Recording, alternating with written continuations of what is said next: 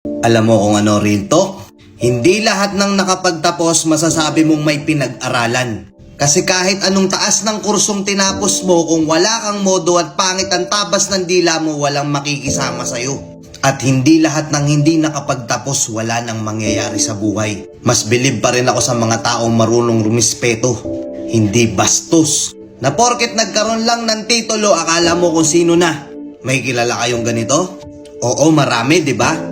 Na akala nila porket may hawak na silang diploma, bida na sila kagad. Pwede na nilang tapak-tapakan yung mga taong hindi nakapagtapos. Hindi naman lahat. Oo, hindi naman lahat, pero maraming ganito, di ba? Minsan nyo bang naririnig to sa paligid nyo? Na may isang taong kaiinisan nyo kasi ang gaspang ng ugali. Tapos gagamitin yung mga linyahan na naturingang may pinag-aralan pero walang modo. Gamit na gamit yung linyang yun, di ba?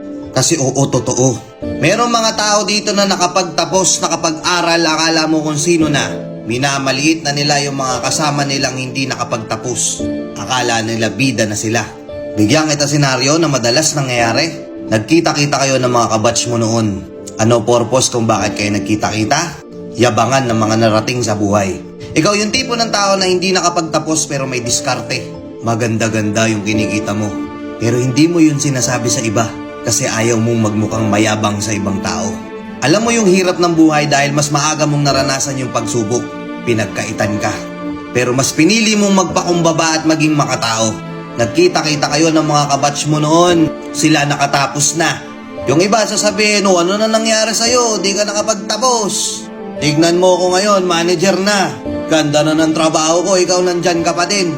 Binanatan ka agad ng ganun na hindi nila alam na mas malakas ka pa kumita sa kanila. Nangunguna yung kayabangan nila. Minamaliit ka agad nila.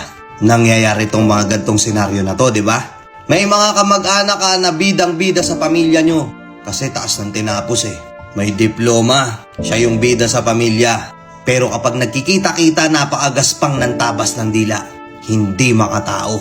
Akala kasi nung iba, porket nakapagtapos ka, okay lang na magbida-bida ka. Lalapitan ka na ng mga tao. Hahangaan ka na. Oo, hahangaan ka nila kung nakapagtapos ka at nanatili kang mapagkumbaba. Pero pansinin nyo, yung iba nakapagtapos lang nawala na ng respeto. Nakapagtapos lang nag-iba na ugali. Titulado lang, kala mo walang pinag-aralan. Kaya ikaw na nanonood o ikaw na nanonood na pinapatamaan ko.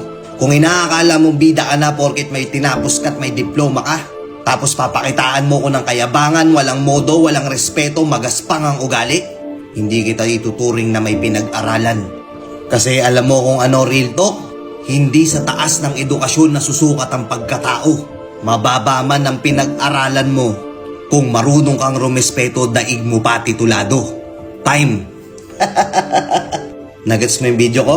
Kung nagustuhan mo yung video ko, follow mo na lang ako ha. Kuya Marvin TV. Let's go and peace out.